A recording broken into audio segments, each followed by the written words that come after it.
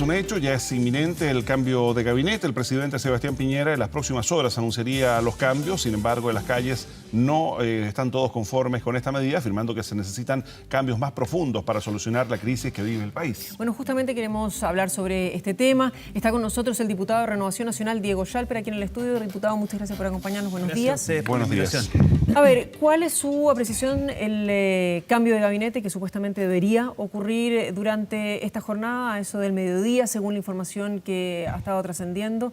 ¿Cambios en cuántas carteras? Aparentemente ya hay 3 que sí estarían seguras, pero podrían llegar a 5 o incluso más. Mira, yo me gustaría hacer un poquito de contexto. A ver, yo creo que acá es evidente que la clase política completa hemos estado al debe. Y si a alguien le cabía alguna duda, es cosa de revisar cualquier estudio de opinión que demuestre que aquí no es una molestia solo con el gobierno, sino que también con la oposición, con la clase política, porque digámoslo bien en castellano, no hemos estado a la altura, pues. No hemos sido capaces de quebrar los huevos que necesitábamos quebrar, no hemos sido lo suficientemente eficaces para hacer las transformaciones que Chile está esperando, que no pasan por uno o dos rostros en un gabinete, sino que pasan por replantear el sistema previsional, replantear el sistema de salud, replantear la manera en cómo se lleva la dinámica en el mundo del trabajo. O sea, hay cuestiones que hay que hacer. Y yo ahí hablo de mi sector político.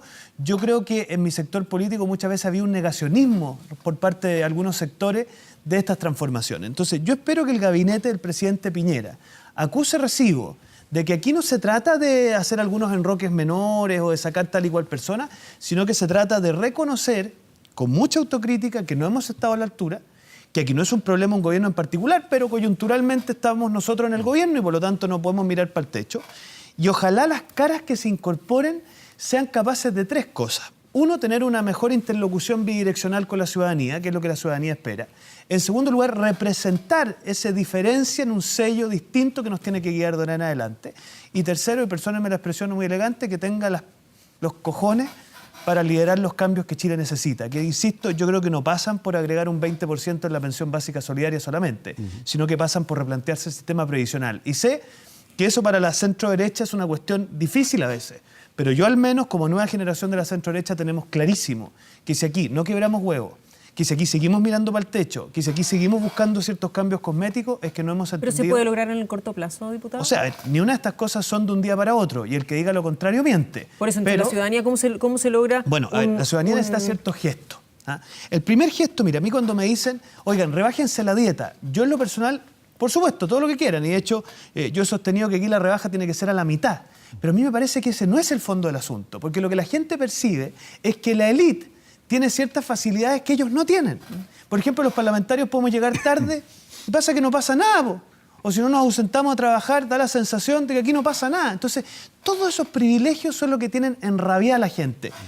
La élite no paga impuestos, la élite no paga contribuciones, la élite se permite lujos que nadie más puede tener, la élite se permite desde saltarse un parte hasta, en fin, una serie de privilegios que los ciudadanos no tienen. Entonces, yo creo que la primera gran etapa de este gran desafío que tenemos por delante es mirarnos el ombligo y decir, señores, aquí como élite hemos vivido en una vida paralela a los ciudadanos. Ahora, y por lo tanto, perdón, y con esto cierro, Mauricio, si no asumimos esos sacrificios, lo que vamos a hacer es seguir alimentando posiciones que yo creo que no tienen que ver con la mayoría de los chilenos. Los chilenos no quieren una, por decirlo así, revolución, echar todo abajo. Yo no veo esa sensación, pero sí veo que ya se le acabó la paciencia con este discurso de medias tintas que muchas veces ha tenido la élite en Chile. Ahora, diputado, el gabinete, digamos, los ministros y ministras son básicamente los representantes políticos en las diferentes áreas del presidente de la República. Y cuando uno ve y escucha la protesta del día viernes en Santiago y en otras ciudades del país, no digo todos, pero muchos de ellos enarbolaban el cartel Renuncia a Piñera. Sí. Y es lo que hoy día algunos parlamentarios, particularmente del Frente Amplio y del Partido Comunista, están iniciando, digamos, a través de una posible acusación constitucional.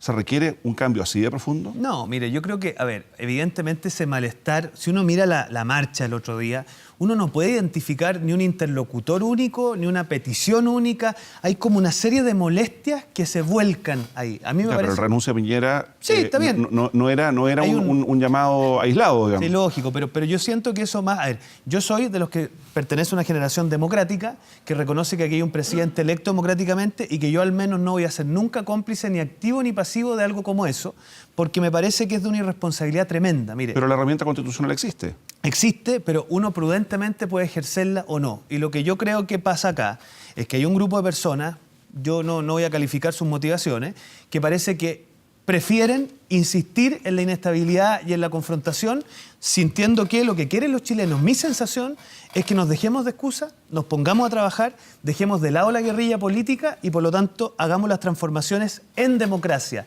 dentro de la institucionalidad y no socavando la institucionalidad. Entonces, aquí cada uno tendrá que ser responsable de lo que hace. Yo, francamente, cuando escucho a algunos colegas del Frente Amplio que para callado te dicen, oye, si esta cuestión no tiene ni un piso ni viabilidad política, pero hagámoslo igual, yo lo encuentro una irresponsabilidad tremenda. ¿Qué quiere que le diga? Diputado, ¿se han reunido y han visto cómo van a cambiar las cosas? Lamentablemente, durante la semana pasada vimos que después de lo que estaba pasando en la Cámara de Diputados, en este caso, las peleas y de verdad que daba vergüenza mostrar lo que estaba ocurriendo. Entonces, me imagino, espero y asumo, así como me imagino que represento a muchas personas con esto, que no solamente se haya dicho, no, en verdad hay que hacer las cosas distintas, no. ¿Cómo se van a hacer esas cosas distintas? ¿Cuáles van a ser los planteamientos? ¿Cómo se va a tratar de llegar a un acuerdo antes de estar 2, 3 años con un proyecto de ley que lo estamos conversando en una mesa de trabajo? Mire, yo le diría lo siguiente. Lo primero es que nosotros tenemos que dejar muy nítidamente establecido que aquí hay cierta premisa, que es que haya voluntad de diálogo y no haya voluntad de confrontación. Yo vi reparte de ciertos sectores del Parlamento, y no lo hago para entrar en la guerrilla, más voluntad de confrontación que de diálogo. Y hoy día lo que los chilenos quieren, por lo menos lo que yo percibí en mi distrito y lo que hemos percibido en las conversas en distintos grupos, es que nos pongamos a trabajar. Cuando usted se pone a trabajar en democracia, nadie tiene la verdad absoluta. Entonces, cuando usted va a la moneda y deja una carta, da la sensación que usted cree tener todas las soluciones. Bueno, en democracia nadie tiene todas las soluciones. Pero aquí hay que tener voluntad de diálogo, entrar en conversaciones y también no estar capturado por ciertos paradigmas de siempre. Entonces, lo que estamos tratando de empujar a algunos diputados jóvenes, especialmente de centro-derecha, es que la centro-derecha asuma que los paradigmas de siempre han sido absolutamente sobrepasados. Y a partir de ahí, entrar en diálogo con otras fuerzas democráticas y construir cosas que vayan más allá de lo tradicional. Le doy un ejemplo bien concreto. Yo soy de los que creen que acá el sistema previsional chileno requiere una reforma profunda. Y eso parte por empezar a preguntarse por qué solo las administradoras de fondos de pensiones tienen que administrar los fondos. Es decir, nosotros quizás llegó el momento de empezar a plantear que tiene que acabarse el monopolio de las administradoras de fondos de pensiones de las AFP. Y esa es una cuestión que va a encontrar resistencia en algún sector de la ¿Para que lo administre quién, perdón? Bueno, hay otras instituciones que lo podrían hacer. Instituciones de crédito, instituciones no gubernamentales como en otros países, incluso cajas de compensación construidas a partir de algún segmento de la ciudadanía. Pero acá quedó demostrado que esta idea de que solo las AFP podían administrar porque eso generaba economías de escala, no resultó nomás. Pues. Entonces, ¿qué más necesitamos para darnos cuenta de que acá la tarea histórica que tenemos es trascender, Carola, a nuestras consignas tradicionales? Y por lo menos habemos varios que estamos en eso. Ya, pero ¿y en eso? ¿Cómo se logra no entrar a un choque dentro del propio oficialismo, en este caso, que va a llevar a una consecuencia que aparentemente hasta ahora es inevitable? Vamos conversando, vamos discutiendo y no llegamos a nada concreto porque las pensiones siguen siendo bajas. Yo estoy de acuerdo contigo. Mira, Carola, yo tengo la siguiente sensación. Lo que hasta hace 10 días era implanteable, hoy día se ha transformado en algo conversable. Salvo que alguien tenga un problema de sordera o de ceguera. ¿No? Porque cualquiera que... ¿Y los hay? Los hay de todos lados. Entonces... Entonces, a ver, lo que pasa es que la intransigencia va a estar tanto en los sectores extremos de izquierda como en los sectores extremos de derecha. Esa intransigencia la vamos a ver. Pero yo al menos creo que todavía en Chile, y esa es la esperanza que yo tengo, la inmensa mayoría de la clase política y de la ciudadanía entiende que aquí hay que hacer reformas en democracia, de acuerdo a los cauces institucionales, pero sí cuestiones que efectivamente duelan. Mira, yo hablo, por ejemplo, del desempeño del Congreso.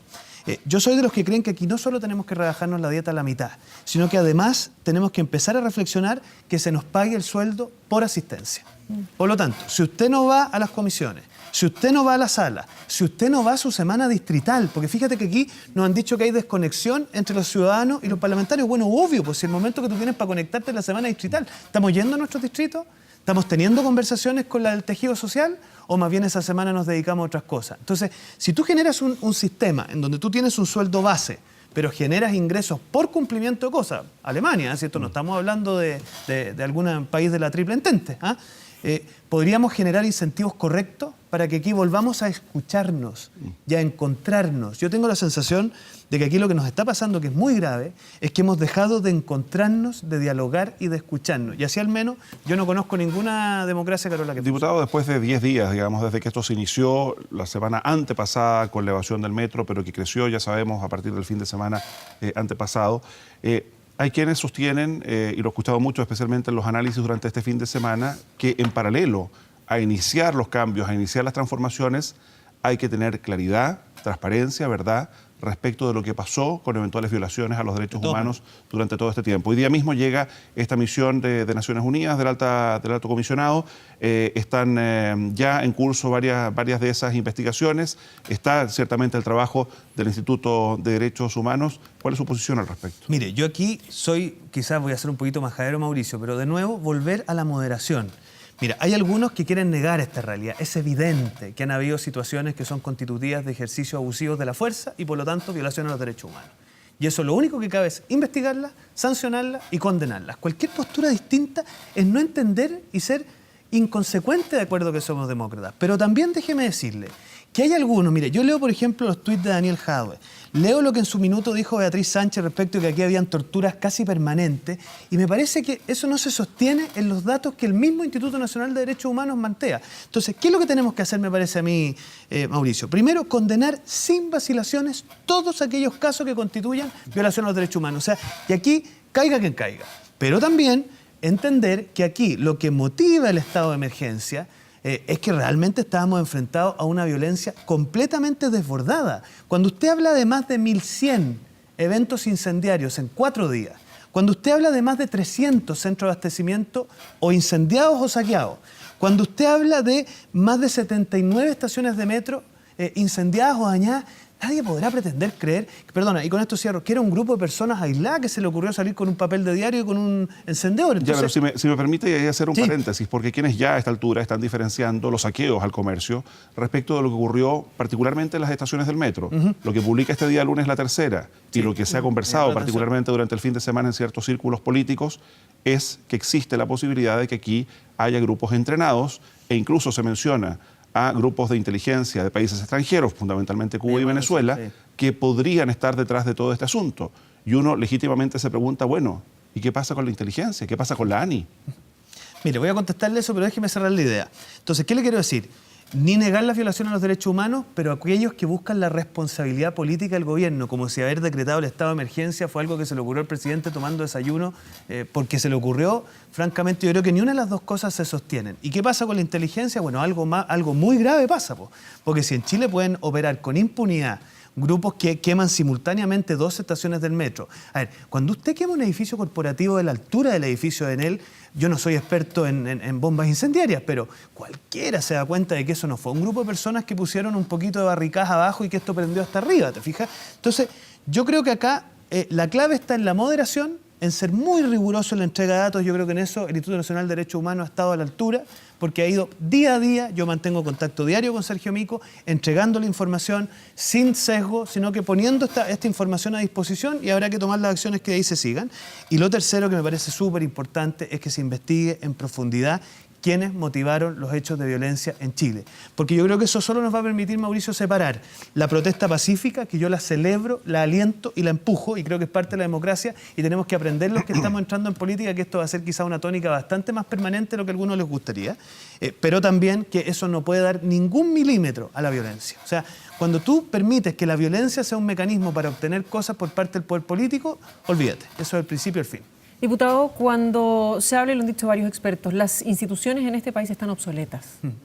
¿Cómo la ciudadanía puede confiar que esas mismas instituciones son las que van a tratar, por un lado, de solucionar o avanzar, no quiero decir volver a la normalidad porque yo creo que es imposible, avanzar hacia una situación de estabilidad o salir adelante o confiar en que van a juzgar efectivamente la problemática y los hechos de violaciones a los derechos humanos y avanzar en que ahora vamos a tener sueldos justos y avanzar en que, y así suma y sigue? Mire, yo cuando fui al distrito la semana pasada, porque me interesaba ir al distrito, una señora me dijo, diputado, yo a usted no le creo. ¿Cómo le voy a empezar a creer? Y yo creo que nos van a empezar a creer si hacemos 2 cosas al menos, o 3.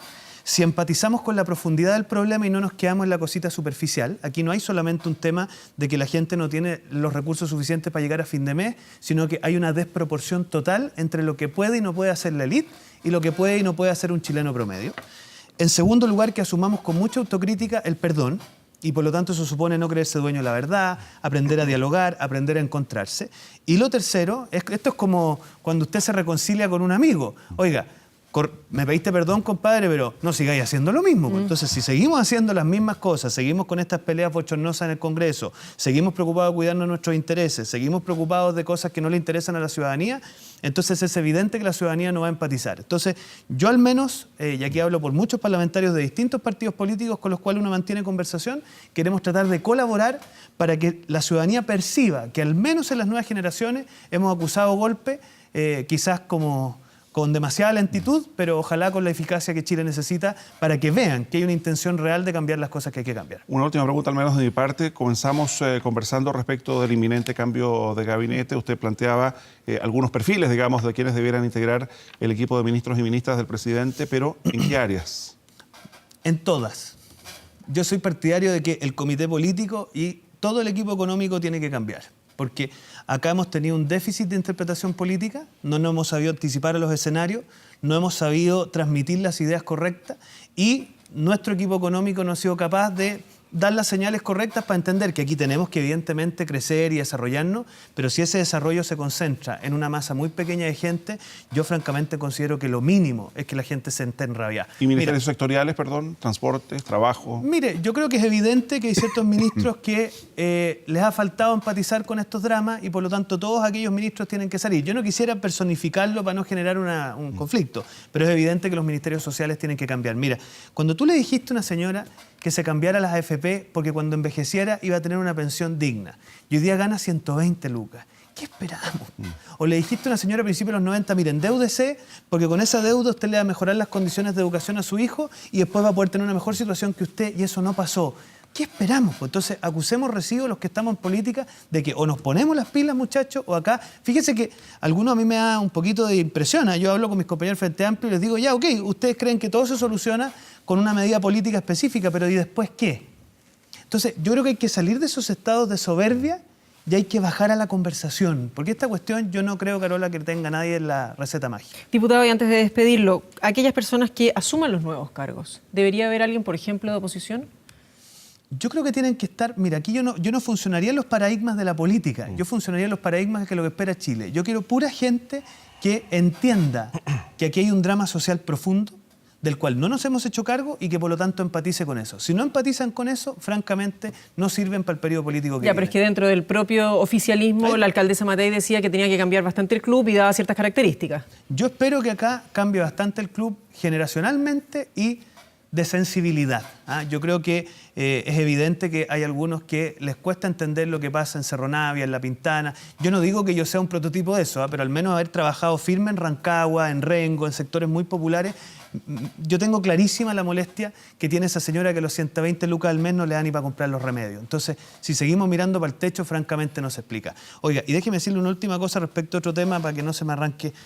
Yo creo que es bien importante al momento de evaluar la responsabilidad política del gobierno en materia de derechos humanos entender que fue el gobierno el que invitó a la alta comisionada de Naciones Unidas.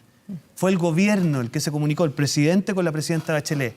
Y se lo digo ¿por qué? Porque aquí se ha tratado de instalar de que el gobierno básicamente como que ha estado mirando el techo. Y eso no es cierto. Entonces, yo creo que es el momento de la rigurosidad, es el momento de la moderación y es el momento de la conversación. Pero sin prejuicios y sin complejos. Muy bien, pues diputado Diego Chalper, muchísimas gracias por acompañarnos. Gracias a usted. Muchas gracias.